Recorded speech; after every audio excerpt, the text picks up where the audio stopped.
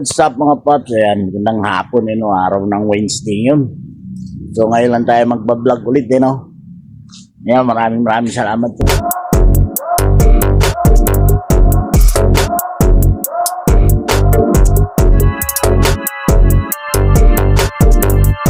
Kahit paputol-putol yung vlog natin, nanonood pa rin kayo. Ayan, mga viewers ko na sulit dyan. Ayan, maraming salamat sa inyo, ha. Ito, kanina umaga bumiyahe tayo. So nakatatlo lang tayo, medyo natumal, no? Pwede na! Alas 10 na umuwi na tayo. Mag-alas 11 pala, nakatatlo lang. So medyo maliit lang yun, pangkain lang, kulang pa siguro. Pero meron kasi tayong transaction ngayon. What?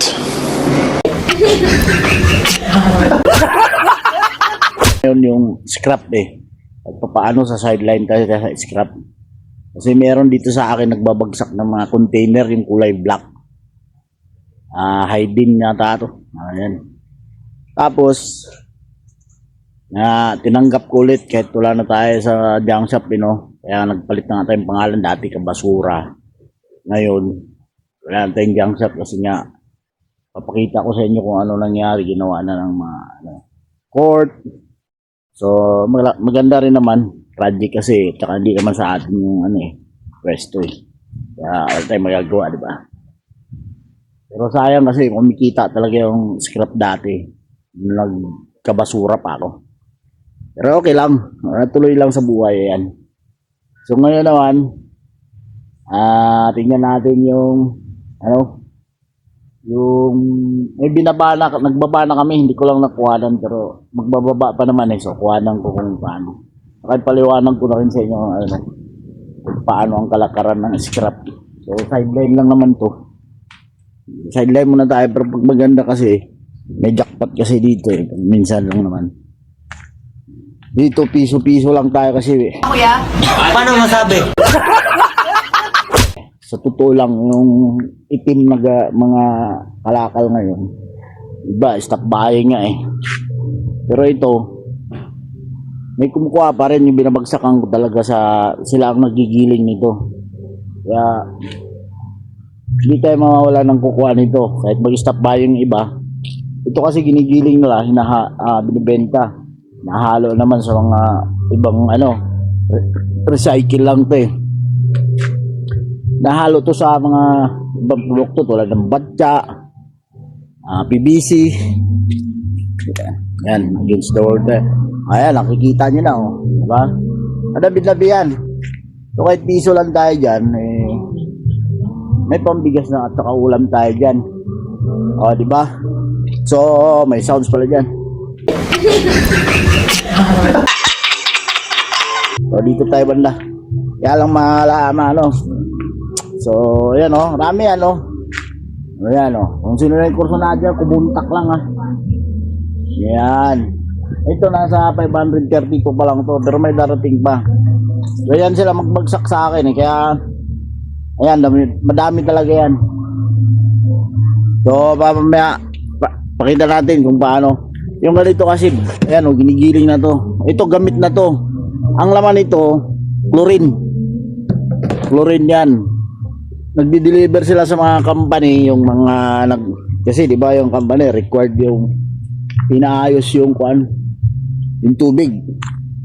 Dapat merong nililinis muna bago ilabas, di ba? Kasi required yan ang Laguna Lake environment natin kailangan lininis So ang gagawin diyan,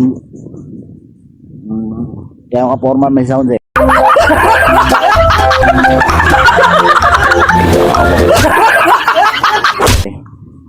maka-copyright. Dito muna tayo malalay. Ayan So yan.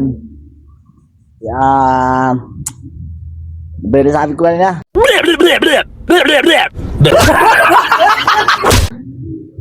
Ang laman niyan talaga chlorine. So kung linis sa tubig, tapos sa Maynila yan, nagdadala din sila kasi yan ang linis sa mga gripo natin. Nahalo yan sa tubig bago bago dadaloy. So yan, kaya marami laging galon. Yan yung kalakal na to, hindi natin to. Wala na tayong sasakyan eh, so yan, tiyaga mo lang tayo sa ganyan, malay mo, di ba? Makabalik tayo sa scrap kahit takot-takot lang. So, ang pugi ko na Sana all. pala. Papaba kasi akong buhok eh. Ano may iba naman, lagi na lang army cut eh. Ayan oh. May darating pa. Kaya ayan. Pagka na nandun to kasi nakarating na ako sa tunawan sa bagsakan ko dito. Binibiyak-biyak nila yan. Bago ilagay sa gilingan. Gigilingin nila to eh. Pag napino na, yun, recycle na ulit. Ihahalo na naman yan sa mga yun nga, mga bagong tulad ng batya, busy. Yun na yun. So, hindi nasasayang, di ba? Yun tinatawag recycle talaga. So, mamaya, bigyan natin ng kung paano yan ginagawa namin. Lipat-lipat na yan hanggang sa paghakot. Ayan. Abangan nyo, update ko kayo mamaya. Alright. Alright. Nandiyan na nga sila.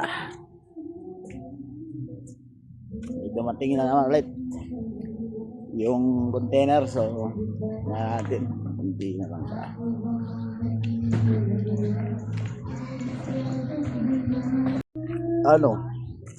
Dalawa dalawa bilang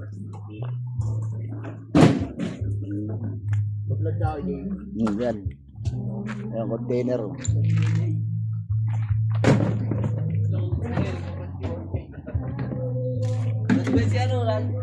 Yan, si Boss Kurt. Kunti na lang.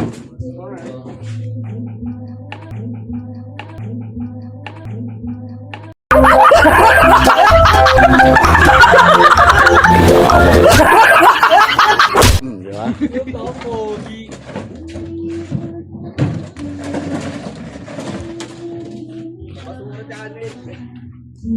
Basura TV. Wala na, pinalitan ko na eh. Pinalitan ko na. Wala nang basura eh. Pops J na yun nilagay eh. Yan lang yan. Recycle lang, for recycle.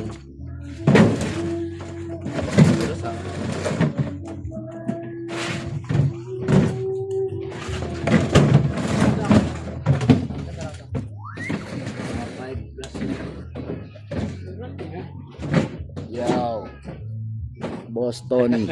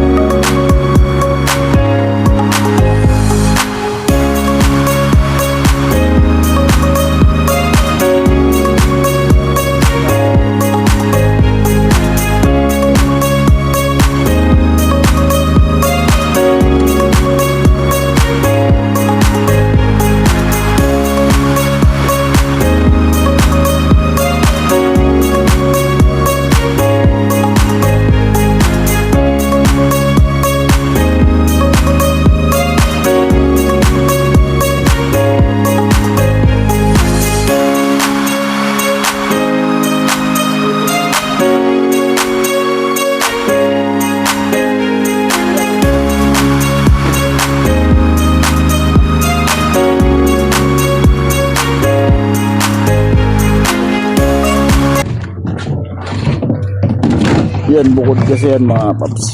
Dahil 1.5 ang timbang yan.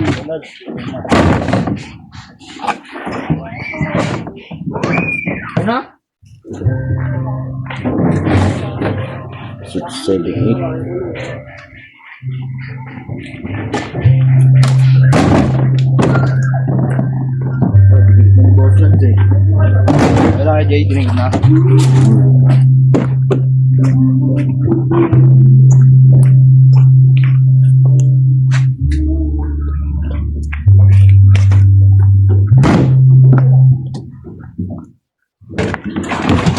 Yan, bukod yan. Dito na yan.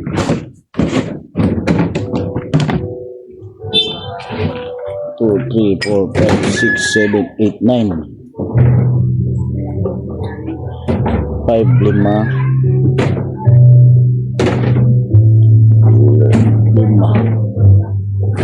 3, 4, 20, 22, 32. Alright, yan mga paps. 600, kulang-kulang 700. Yan.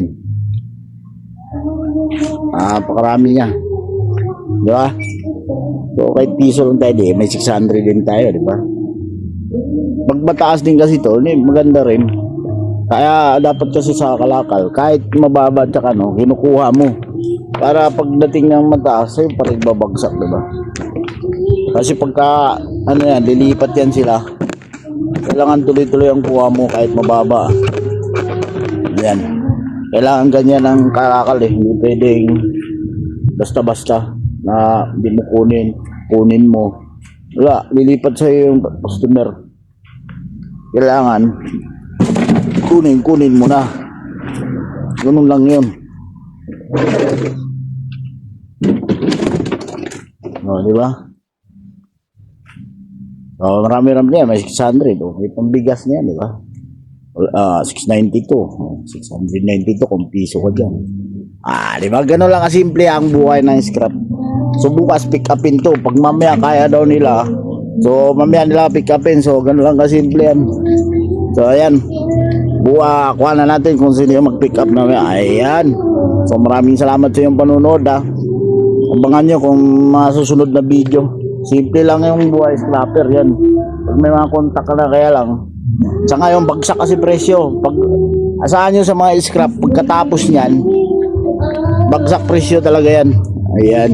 So alright. So ayan mga paps. Natapos na Ito lang kabuuan niya. Umabot siya ng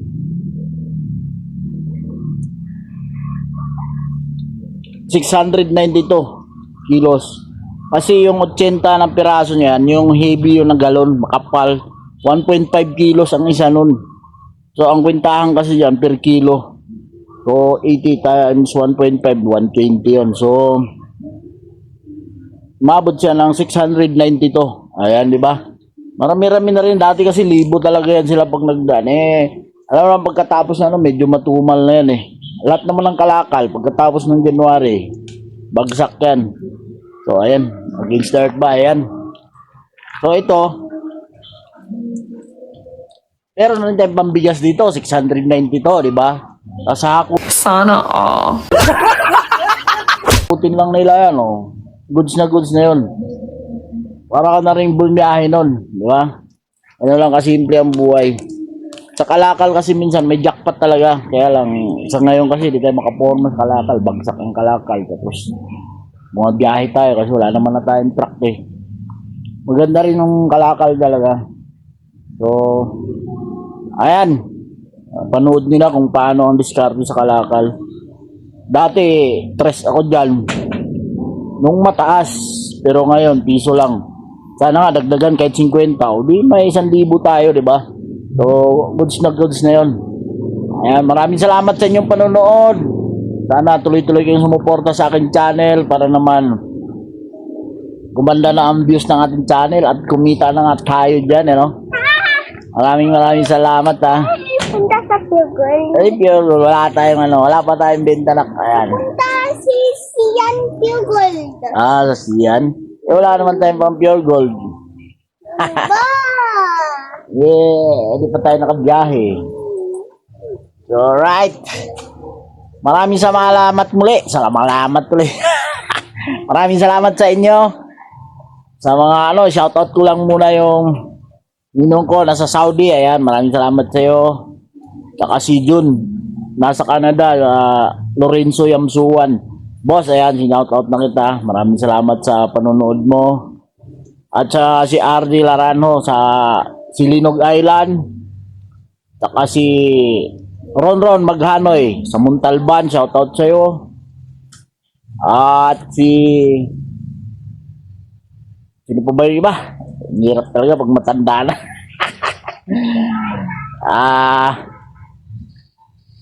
Si Eduardo Kahita sa Mindanao, Midsalip Sambuanga del Sur. Saka si Ma'am Rizalyn Barcinal. Ayan, shoutout sa iyo, ma'am. Maraming salamat sa panunod mo sa video ko. Saka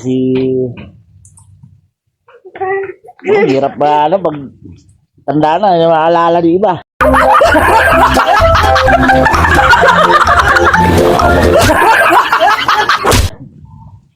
Basta yung iba, mag-comment na lang kayo kaya para ma-shoutout kayo sa sunod. Ilista ko. Si Michael Salazar, si Michael Asuncion, ayan. Shoutout sa inyo, Saka si Boss Rico, ayan. Rob's Vlog, ayan. Silipin nyo rin, Rob's Vlog. Ayan, kay Idol. Nagko-comment lagi yan. Saka si Miss Miso, ayan. Saka si Master Labahita, ayan. Shoutout sa'yo from Saudi, yan si Master Labahita. Ayan, nag-comment sa atin yan si Master Labahita. Wala na. Basta maraming salamat. Tuloy lang kayo sa panonood. Sana suportahan nyo pa rin ako kahit ganito lang yung vlog natin. Kasi nga, nakakaano yung mag-vlog na ganito lang yung gamit Gamit mo sa joyride, gamit mo sa pag-vlog. Shoutout pala sa sakay ko nung nakaraan, taga Alicon, si Ma'am Kate. Ayan. Tsaka si Ma'am Akira, taga Montalban. Shoutout sa iyo, ma'am. Tsaka shoutout din ba doon sa nag-report sa akin? Love you, ma'am. Ni-report mo pa ako. Ikaw na nga yung wala doon. Ako na nga yung naghintay. Pambira. Ayan, shoutout sa'yo, ma'am. Love you. Ganun talaga ang buhay. Na-warning tuloy ako ni Joyride. Joyride! Hindi ko kasalanan yun. Wala siya doon Ang haba na nga lang oras. 2 oras na ako doon Pambira ka naman, Joyride. Warning ka agad. How about my right to explain? Right. Ba't kayo ganun? Explain. Dapat you listen my explanation, pambira. Para naman di warning, patay tayo dyan. Wala tayong ginagawang masama. Naghanap buhay tayo ng maayos Shout out sa iyo, Joyride Love you all Basta tuloy lang, laban lang. God bless all.